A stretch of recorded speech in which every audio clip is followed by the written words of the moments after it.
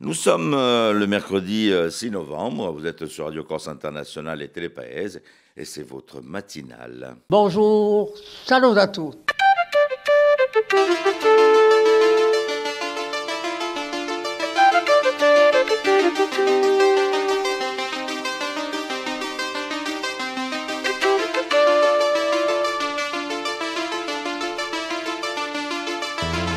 All'ascolto di Radio Corsica Internazionale, prima Radio Corse. Siamo sempre qui.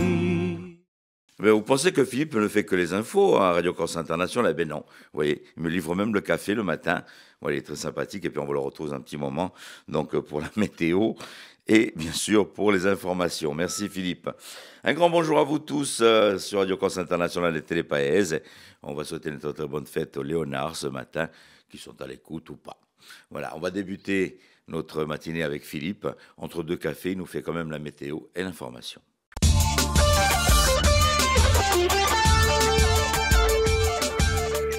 Bonjour Auguste, bonjour à toutes et bonjour à tous. Le temps va alterner le bon et le moins bon aujourd'hui, c'est-à-dire les éclaircies et les passages nuageux, des passages nuageux qui pourront même donner quelques averses en soirée sur le nord de l'île. Le vent d'est sera faible. Les températures maximales se situeront entre 15 degrés dans le centre de l'île et jusqu'à 22 degrés en bord de mer.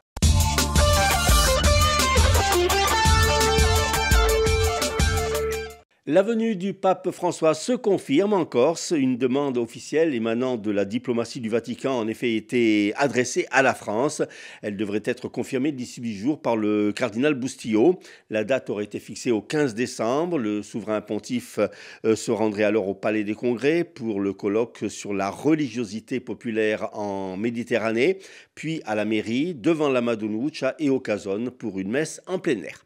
Dans le cadre d'une enquête préliminaire ouverte par le parquet d'Ajaccio pour trafic de stupéfiants, les gendarmes se sont rendus hier sur l'accueil des gens du voyage à Propriano. Si peu d'informations ont filtré, au moins 5 personnes auraient été interpellées et placées en garde à vue. Le procès de 9 membres du FLNC est nouveau, s'est ouvert hier devant le tribunal correctionnel de Paris. Ces personnes de 27 à 80 ans sont poursuivies pour détention d'armes, destruction de biens d'autrui et participation à une association de malfaiteurs en vue de la préparation d'un acte de terrorisme. Ils sont notamment accusés d'avoir fomenté un attentat contre la gendarmerie de Bastia en juillet 2020. Jean-Pierre Santini, 80 ans, présenté comme l'instigateur du groupe, est absent du procès pour raison médicale. La Chambre régionale des comptes, très critique envers la communauté de communes Nebbio-Concador. Elle pointe ainsi la grande concentration des pouvoirs par la présidence, une situation financière fragile, une politique d'investissement limitée et une gestion des déchets elle aussi très limitée. La Chambre recommande plusieurs opérations comme une stratégie communautaire pour le territoire, la mise en place d'une organisation optimisant la collecte des déchets ou encore la mise en place de procédures interne en matière de commande publique. La communauté d'agglomération de Bastia est beaucoup plus sereine quant à elle, malgré la baisse de 500 000 € annuels suite à la loi de finances 2025. Hier, lors du débat d'orientation budgétaire, son président Louis Pozzo di Borgo a annoncé un investissement de 24 millions d'euros contre 9,5 en 2024. Parmi les investissements prévus, la rénovation du stade Armand-Cesari, la création de voies douces ou encore le lancement des travaux du futur centre technique.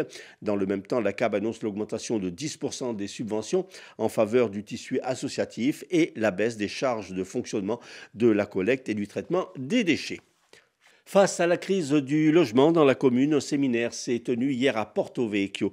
Les discussions ont porté sur le renforcement des dispositifs d'aide au logement dans cette commune où les résidences secondaires représentent 60% des logements.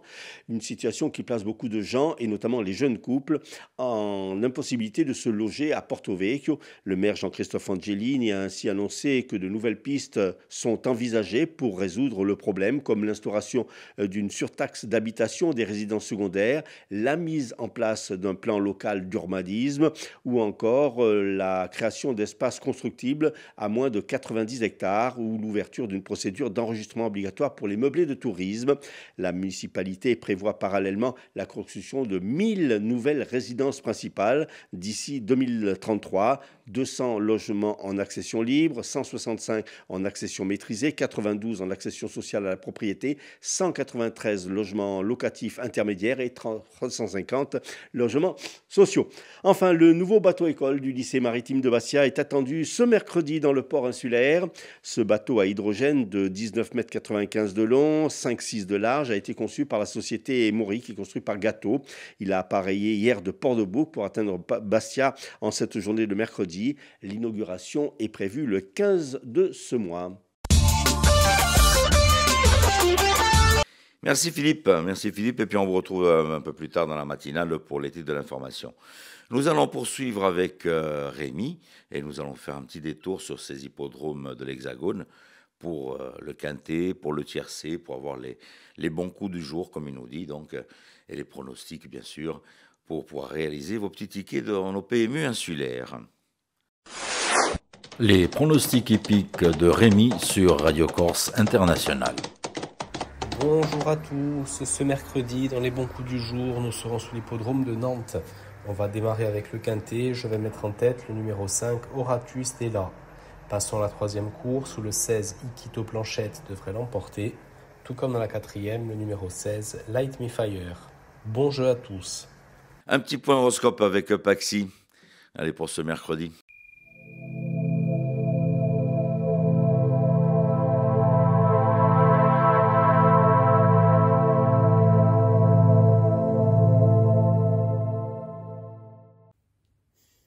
Et bonjour à tous, on se retrouve pour ce mercredi et on va voir un petit peu ce que l'on a à vous dire. Les béliers, même si vous faites preuve de caractère et que potentiellement vous pouvez avoir envie de régler les choses avec rapidité, il va peut-être falloir faire preuve de plus de calme et de tempérance face à certaines situations. Les taureaux, aujourd'hui vous pourriez vous sentir assez en insécurité au niveau financier ou par rapport à votre stabilité quotidienne, personnelle. Prenez du recul sur la situation, ayez une vue d'ensemble beaucoup plus grande. Les Gémeaux, suivez bien les événements qui s'offrent à vous pour pouvoir continuer à avancer avec un certain équilibre. Les choses vont se rétablir petit à petit. Les Cancers, au fond de vous, vous pouvez ressentir le besoin de prendre l'air, de vous évader, voire même peut-être certains auraient besoin d'un petit week-end ou voire simplement de repos.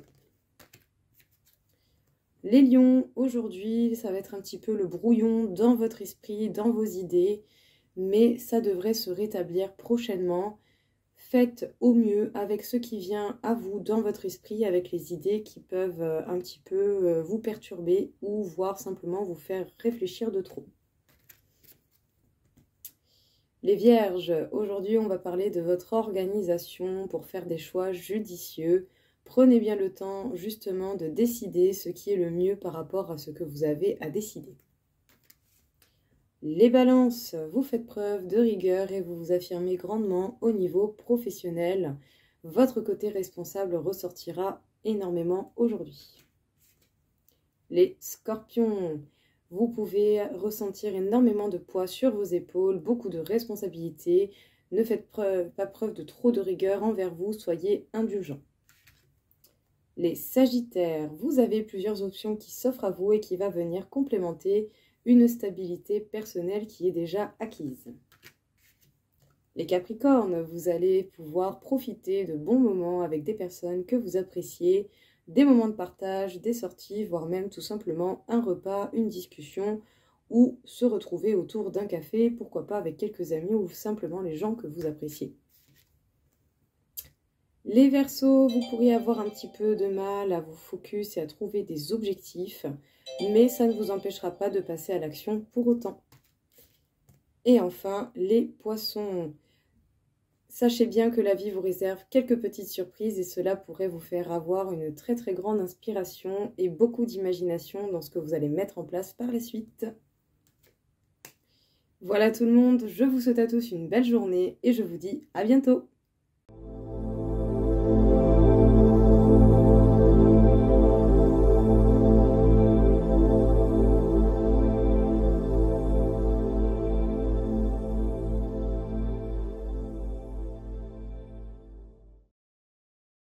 Merci Paxi. J'espère que votre horoscope était bon pour cette journée. Et on va faire un petit détour cette fois-ci avec Elisa. C'est le mercredi, donc c'est la lecture pour les plus jeunes. Et on va parler du Petit Prince aujourd'hui.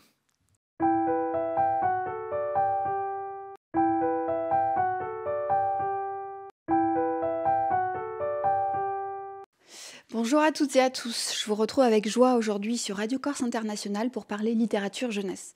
J'ai choisi aujourd'hui un classique des classiques, un chef-d'œuvre de la littérature que pratiquement tout le monde connaît, c'est Le Petit Prince d'Antoine de Saint-Exupéry.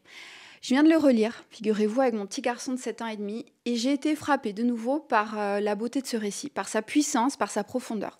Il faut raconter Le Petit Prince à nos enfants et le lire, même pour nous, le relire, tout y est. La beauté, le mystère de l'enfance, la mélancolie, l'amour, les leçons de vie. Le Petit Prince fut illustré par l'auteur lui-même et publié en France en 1945. Ce fut un grand succès.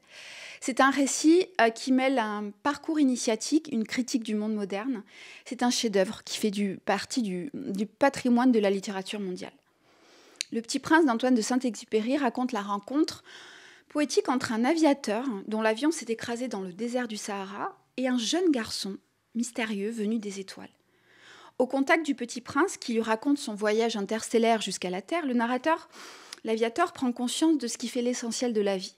L'amour, l'amitié, tout ce que notre cœur porte, la joie des choses simples, ce qui est invisible mais puissant, tout ce qu'un enfant sait intimement et ce qu'il finit par oublier lorsqu'il devient adulte. Le Petit Prince est un conte philosophique qui émerveille les enfants, émeut les adultes, un conte plein de tendresse et de tristesse aussi, que personne n'oubliera. C'est l'ultime œuvre de Saint-Ex dont l'avion disparaît lors d'une mission de reconnaissance. Il décolle d'ailleurs de Borgo le 31 juillet 1944 au large de Marseille. J'ai ici un très beau livre, vraiment. Un livre pop-up, une vraie merveille de lecture, Gallimard Jeunesse. Alors, c'est empli des illustrations et c'est pop-up, donc les enfants adorent. C'est vraiment très, très, très, très beau. Je vous signale aussi un très beau film, que je viens de voir avec mon petit garçon. Un film d'animation, Le Petit Prince, tiré de l'œuvre éponyme, sorti en 2015 et réalisé par Mark Osborne. J'ai adoré. C'est fidèle au texte et aux illustrations. C'est beau, c'est émouvant, c'est sensible. Et je crois qu'il est disponible sur Canal+, ne vous en privez pas avec vos enfants. Et voilà, c'est la fin de cette chronique. Il me reste à vous souhaiter une très belle semaine. À bientôt dans la matinale de Radio Corse International pour de nouvelles chroniques, de nouvelles lectures. Et surtout, n'oubliez pas, on ne voit bien qu'avec le cœur, l'essentiel est invisible pour les yeux.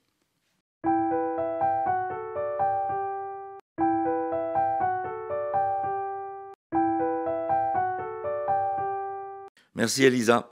Elisa qu'on retrouve tous les mercredis pour sa petite séance de littérature. Et puis vous pouvez la retrouver en podcast aussi sur le site de Radio Corse International. Les invités, on s'en va du côté du marché de Bastia, dans la galerie Noir et Blanc. Et on va retrouver nos invités au micro de André Casabianca. Una stonda di spartera e di cultura, une émission d'André Casabianca.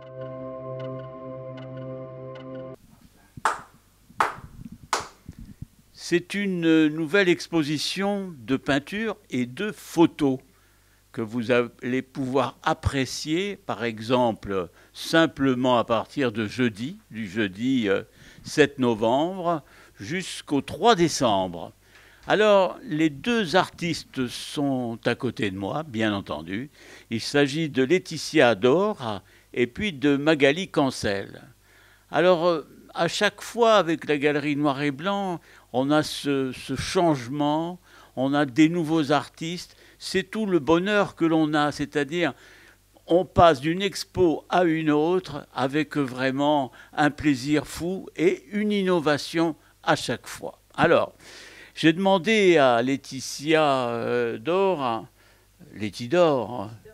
voilà, vous êtes donc peintre, oui. Et comment vous avez décidé, je ne sais pas si ça se décide comme ça un matin en se réveillant, mais comment vous avez décidé d'être peintre, entièrement, je veux dire? C'est une question un peu difficile, c'est vrai. Y répondre franchement, je ne saurais exactement vous dire parce que finalement, ce n'est pas moi qui ai décidé. Alors, c'est qui? Parce que là, on est dans le secret total. C'est Hein. pas un secret, c'est Oui. quand on baigne dans la peinture, quand on y entre un jour, c'est l'émerveillement, c'est la magie. Et le temps de réaliser, je pense que c'est là qu'on devient peintre. Mais il faut du temps, c'est vrai, pour l'admettre. C'est donc pas votre première exposition, voire Non, c'est pas- beaucoup d'autres, Oui, il y en a eu beaucoup, oui. Il y en a eu beaucoup. avec le même style, avec Toujours le même style. et dès le départ. Dès le départ. Dès le départ. Ça, c'est formidable. Je ne sais pas. Vous vous êtes donc pas dit non, là, je vais stopper Pas du l'abstraction. Après, je vais reprendre un peu ce qu'ont fait les impressionnistes. Puis là, Pas du tout. ah, Non, pas du tout. J'ai eu besoin un jour de me prouver peut-être quelque chose, mais à moi-même, hein, uniquement à moi-même. Et c'est arrivé comme ça. Et longtemps d'ailleurs, le matin quand je me levais, j'avais peur que cette espèce de magie se soit envolée. Je me disais, ça y est, je n'arrive plus, je ne vais plus arriver à créer. Et c'est permanent ça. Hein. J'ai toujours cette crainte, j'ai toujours cette peur qu'on m'enlève ce miracle, je ne sais pas comment l'exprimer. mais c'est une bonne peur. Hein. Faut pas que ça Paraît-il. soit une angoisse. Non, c'est pas une angoisse, c'est Ouais. magique. C'est Ouais. parce que quand je travaille, je ne pense à rien. Je ne pense à rien d'autre qu'à mon travail. Oui, mais par exemple, est-ce que vous faites des travaux préparatoires au Aucun. dessin? Aucun. Aucun. Donc, alors, on résume, vous attaquez votre toile de bon matin. À quelle heure? Quel que soit, des fois la nuit. Bon, Des une fois, la nuit, nuit. il faut... Oui, d'accord. Vous Carrément. faites une sorte de fantôme chez vous. mais moi, ce qui m'intéresse, c'est de savoir comment vous pouvez attaquer sans qu'il y ait un travail préparatoire ou... Eh bien, c'est ce que je ne m'explique pas, en fait. Mm. Et c'est ce qui me ravit à chaque fois, c'est ce qui m'étonne, c'est ce qui me porte et qui me pousse toujours à me surprendre. Parce que c'est moi que je veux surprendre, c'est pas les autres. Alors, on va un peu avoir besoin de vos explications. Par exemple, là, sans vous retourner, il y a 2 tableaux, à droite et à gauche. Hein. Et pour moi, c'est du figuratif, mais j'ai été surpris d'apprendre que pour vous, c'était aussi de l'abstraction. Oui, parce que ça commence toujours par de l'abstraction. Oui. C'est-à-dire des lignes, des volumes, comment Une l'abstraction? expression sur la toile, un besoin, quelque chose qui me pousse. Je vous parlais de magie, mais j'y crois. C'est quelque chose comme ça, en tous les cas. C'est quelque chose c'est comme si je n'étais pas responsable de ce que je faisais. J'exagère peut-être, mais c'est pour vous faire comprendre que rien n'est prémédité. Rien. Et les thèmes, donc, viennent... Alors, les thèmes, par contre, ils sont récurrents. Voilà. Même quand je décide de faire un abstrait, Oui. j'ai un personnage qui se profile et Oui. chaque fois, je le laisse. Même si au départ, je voulais faire un abstrait, ce qu'on appelle un abstrait. C'est très difficile, un abstrait. Ce personnage, vous avez besoin qu'il soit dans votre atelier ou alors ça fait partie des rêves ou Oui, ça fait partie de mon existence. Oui, je pense que oui. Elles se ressemblent un petit peu, mes femmes. Elles ont toutes un petit air. Oui.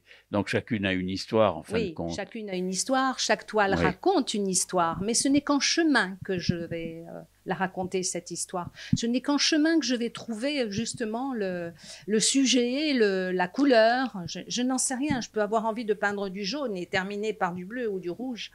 Alors justement, les couleurs, alors, parce que là, il y a des couleurs qui se répondent. Oui, ce sont les couleurs que je prépare. Ce ne sont pas des couleurs qui sortent d'un tube. J'adore faire ça. J'adore donner à une couleur un caractère et surtout qu'elle se réponde. C'est ce qui est très important pour la toile.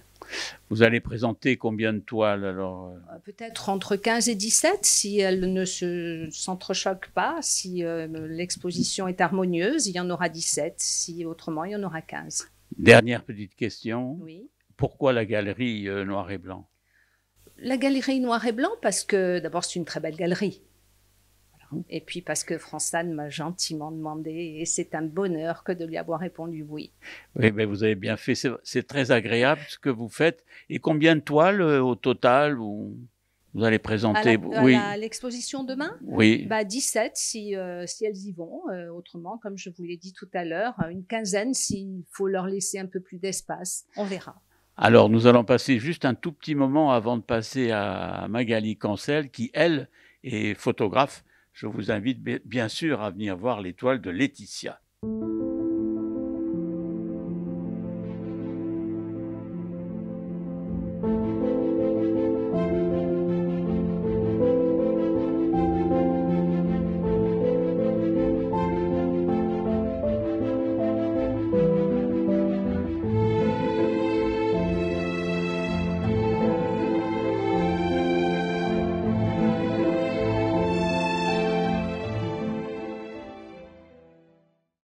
L'autre intervenante dans cette exposition s'appelle Magali Cancel. C'est une photographe. Je pense qu'elle est à côté de moi, j'en suis presque sûr. Oui, Bonjour. donc, voilà. Magali, la photographie, quand on habite la Kazinka, et d'un coup on se dit dans sa tête, non quand même, il faut que j'aille vivre au Canada, parce que c'est là-bas et pas ailleurs. Quelle idée de passer de la Kazinka au Canada? C'est l'envie d'ailleurs. Quand on a grandi dans un petit village comme ça, comme Pantadi-Kazinka, on a envie un petit peu d'élargir ses horizons. Donc en effet, je suis partie de nombreuses années au Canada pour étudier la photographie. Et comme tous les exilés, on finit toujours par revenir au pays. Donc je suis revenue il y a quelques années et je me suis installée comme photographe. Donc là, ça fait 5 ans que je travaille comme photographe en Corse, sur toute la Corse. Magali, quand vous étiez au Canada, Oui. quel était le thème de vos photos? Est-ce que vous parliez de la Corse, uniquement de la Corse? Enfin, le thème. Là-bas, j'ai fait beaucoup de photographies culinaires. Donc c'est un sujet, la gastronomie, l'agriculture, tout ce qui a rapport avec les identités régionales, c'est vraiment un thème qui me parle beaucoup. Donc j'ai vraiment commencé la photographie dans la photographie culinaire.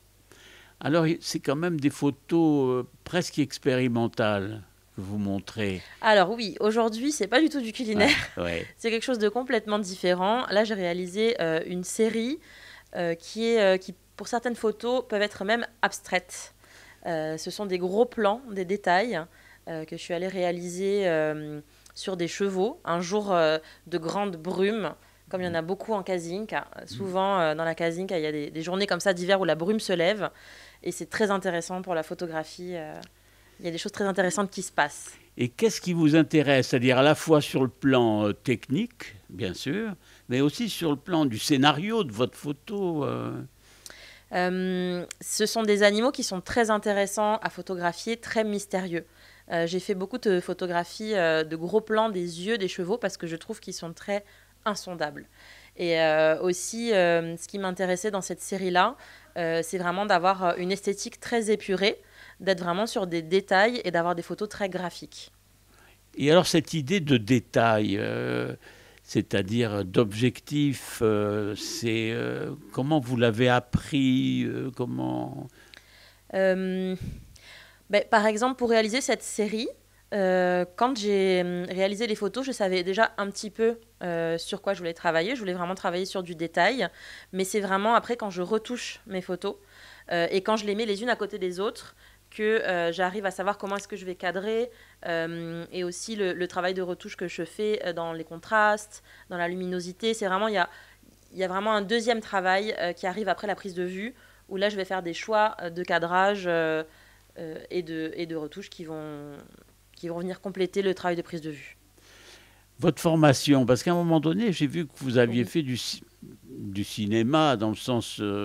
Oui, j'ai fait des études dans le cinéma. J'ai travaillé comme éclairagiste sur les plateaux de tournage pendant 2 ans. Et finalement, je suis revenue à la photo. J'ai été assistante photo aussi pendant quelques années. Et donc, j'ai vraiment une sensibilité pour la lumière. Le travail de la lumière, c'est quelque chose qui est très important. Une dernière petite question, c'est sur la série, parce que c'est intéressant. Comment vous proposez votre exposition? Comment vous l'avez... on va redire encore le mot scénarisé, oui. quoi. Oui, c'est ça qui est intéressant quand on expose. C'est pas juste de sélectionner des photos qui nous plaisent et de les afficher au mur, c'est vraiment de penser la scénographie et voilà, de dessiner où est-ce que vont être les photos par rapport aux autres, de faire des petites maquettes, et c'est comme ça qu'on monte une exposition en fait. Eh bien voilà, une belle exposition à proposer, à la fois photo, peinture, peinture, photo. Je vous invite à venir à la Galerie Noir et Blanc.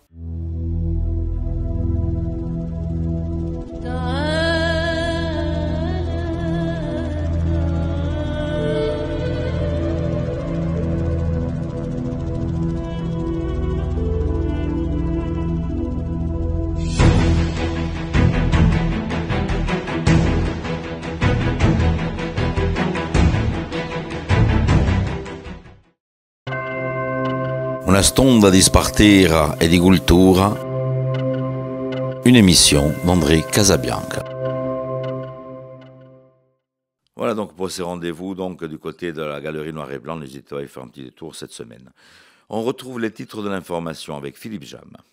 La visite en Corse du pape se précise. La date est avancée au 15 décembre. Une demande officielle émanant de la diplomatie du Vatican a en effet été adressée à la France.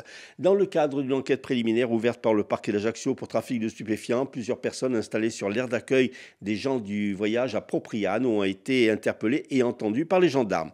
La Chambre régionale des comptes, très critique envers la communauté de communes Nebbio-Concador. Elle pointe en effet la trop grande concentration des pouvoirs par la présidence ou encore une situation financière très fragile. Météo, nuages et soleil vont se disputer le ciel en ce mercredi. Et pour clôturer donc notre petite matinale, nous allons aller faire un petit détour sur l'agenda des sorties que vous allez pouvoir faire donc ces quelques jours.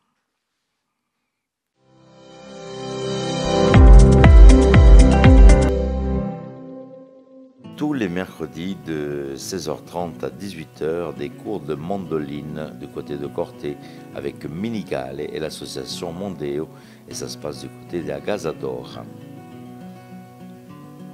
Atelier à la découverte des plantes aromatiques et médicinales de Corse, donc ce 6 novembre et 4 décembre, et nous sommes du côté de la médiathèque centrale de Bastia. Exposition du Frac Corsica, la seconde vie des images en mouvement. Inauguration donc ce mercredi et à voir du 6 novembre jusqu'au 26 avril 2025. Visible du lundi au samedi de 10h à 17h, Frac Corsica à Corté. Les rencontres musicales méditerranéennes se poursuivent. Tout d'abord ce soir du côté de l'Albor à Bastia. Et aussi, rencontre musicale méditerranéenne d'Ajaccio, l'espace Diamant. Ce sera du côté de l'espace Diamant Ajaccio pour l'Égypte au rendez-vous ce jeudi donc 7 novembre à partir de 20h30. Un détour du côté de Cargese, spectacle Carmina Burana et autres joyaux de la danse avec la compagnie François Modi, donc ce vendredi 8 novembre 20h30, Spazio Culturale et Nadale Rucchiccioli di Gargese. Début de la représentation 20h30. Vendredi 8 novembre, ouverture du 22e Festival international de la BD d'Ajaccio au Palais des Congrès. Et c'est au Théâtre L'Empire que vous allez pouvoir retrouver Jean-Charles Papy qui vous donne rendez-vous ce vendredi 8 novembre pour présenter son nouveau spectacle Amori, fruit de son nouvel album de chansons d'amour, à se retrouver donc au Théâtre L'Empire le vendredi 8 novembre à partir de 20h30.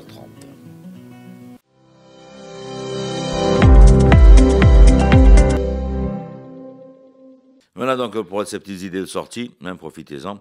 Et puis on poursuit pour vraiment clôturer cette matinale avec Marie-Ange Girolami qui ci ha portato dei Barte d'Ajaccio.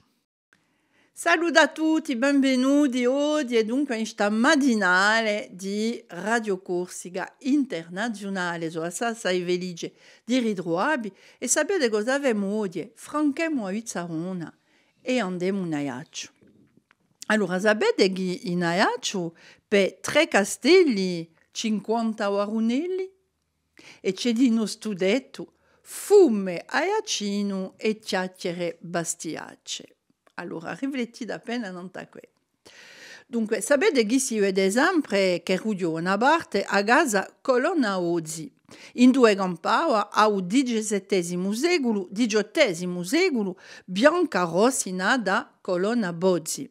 Bianca era una canida di causa francese in Corsica e diventò subito una specie di spia, un agente confidenziale principale della corte francese, della corte di Francia in Corsica. Fu da 30 anni in corrispondenza con i diversi ministri degli affari stranieri. Quando Maillebois giunse in Corsica in 1739, era alludiato in casa di Bianca, per un detto. Quando li soprattutto i francesi, a Bianca gli è toccata fu di Ajaccio per le montagne dell'Alto d'Aravo, regione di sua famiglia, dove la campava sola, con un epoche di pastori che gli erano assai viati. I genuesi hanno fatto d'un suo fratello che si chiamava Antonio Colonna Bozzi, ma ella non l'hanno mai diappa. Un'altra iacina con un destino anche di più terribile e venturoso. Nata il 30 di maggio di 1771, Louise Antonini imbarca a 19 anni nel brigantino La Revanche. Vestuta d'uomo e sotto nome di Louis Antonini. Si era fatta passare per un uomo che le donne non avevano il rito di mercare e di marinaro. E dunque questo brigantino andava in Madagascar. Dopo ella parte nella fregata a Gornelia, che va all'Antille. A Gornelia è assaltata dagli inglesi, Luisa è imprigionata e si dice anche martoriata. Un po' pietà a sua natura femminile e è liberata. Ma subito in Parigi entra in la 28ª brigata di Sambre-Meuse comandata da Kléber, a dire la via di imbattesi, ne? Palisada deve abbandonare l'armata, ma riceve da convenzione una specie di pensione di 400 libbre, che gli permette di andare in Bayonne e di ingaggiarsi in un 1808 in un 70 di linea che si rende in Spagna. A battaglia di Roliça, ao Portogallo, poi a cura di uso colonnello ferito, ma ferita di nuella, assai ferita, è mandata a vora di uso reggimento e consente dando a una vita più calma e si ne muore in Rennes, in Britannia, in Rennes, in un 1861. Ecco qui per un destino fuori di misura e gerato di due zidelle aiacine.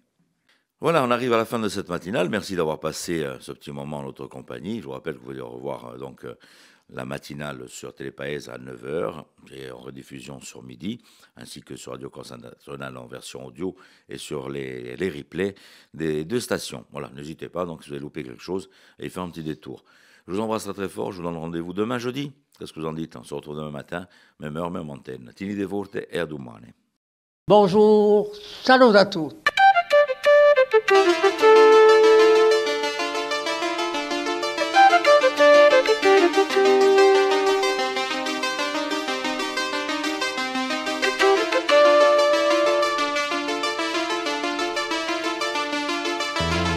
All'ascolto di Radio Corsica Internazionale, prima Radio Corsica. Siamo sempre